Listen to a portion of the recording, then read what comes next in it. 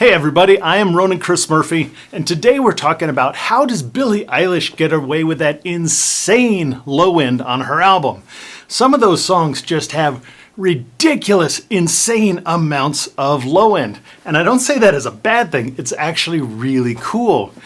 But how does that work? If you've heard me lecture before about recording, mixing, mastering, you've heard me talk over and over again about how important it is to keep track of the low end, to see what's going on, to manage the low end, because low end is just this beast that eats up tons of energy and can actually make it sort of difficult for some things to translate across multiple systems. So how on earth did Billie Eilish and her producer brother and the folks that mixed and mastered that stuff for them, how did they actually get away with such insane over the top amounts of low end? Well, the answer to that question is really smart arrangement. It's important. The way they got away with having crazy fun low end is really smart arrangement that served that goal of big, crazy, fun low end. So here's the deal. Like, it's in our minds a lot of times when we're arranging something, putting something together, we think, oh man, that huge kick drum, boom, that big bass, oh, let's make big fat guitars and the synth.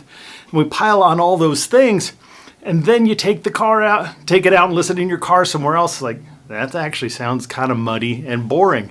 Because the thing is, productions with lots of low-end elements often sound really small rather than big in what we're going for. So what they did on a lot of the tunes on the Billie Eilish record is when they have that big, fun, crazy low end going on, there is absolutely nothing else competing with the element that brings that low frequency energy. There is no other element. So in most of these cases, like in Bad Guy, it is a low bass synth in there. There is nothing else in the arrangement competing with that. And it's also important to note, and this is really critical, that those arrangements are incredibly sparse. Super, super sparse. So take a listen to Bad Guy, the big hit from the last record, and listen what's actually going on there. We've got her vocals, which have no low end, and they alternate between that synth riff, which has no low end. There is a mid-rangey kick drum that doesn't have low end, and there is that big synth bass. And that kick drum actually doesn't sound wimpy because every time that's playing, the low synth is in there too, giving a sense that the kick drum is big. And you've got those snaps in there. That is actually most of what's going on. You also have a little shaker in there with no low end. So we have these simple things: kick drum, snaps, shaker, vocal that alternates with a melodic synth, big bass synth. And that's how she can get away with it, because low end, things with low end, they're these monsters. It's like Godzilla versus Rodan fighting in there. Things with a lot of low frequency energy, which are going to be our synth basses, low end of a rock bass, low end of a kick drum. Those elements do not like to play with others. They do not play well with others. So when you try and put multiple things with low end together with a lot of low end, it actually gets kind of mushy, and that usually ends up in a result that we're not really going for. There are exceptions, of course, like if you're into some of the stoner rock stuff, they'll have kick drum with low end, bass with low end, guitar with low end, because that just muddy sludge is part of the genre. But most other things we're going for, that's not the kind of sound we're looking for in other styles of music. So the secret to this is to keep your arrangements very, very sparse and make sure you decide what thing is going to have that big, crazy low end, and don't let any other elements go down and fight in that real estate for space. If you do that, it's a whole lot easier to have big, exciting low end.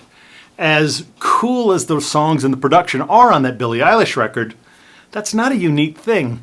That is the basis of so much reggae, with those big bass sounds.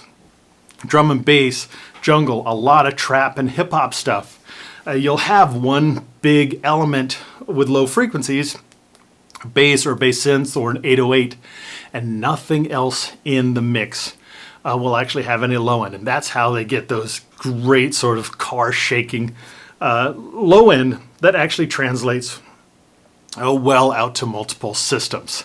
So try it on your own, and you don't have to listen to me. Go check out that album and see exactly what I'm talking about. And if you like hearing me talk about stuff or you find it useful, in May I am doing the 5th annual mountain recording retreat. We do it every May at a beautiful mountain resort in West Virginia, just 90 minutes from the main airport in Washington, D.C.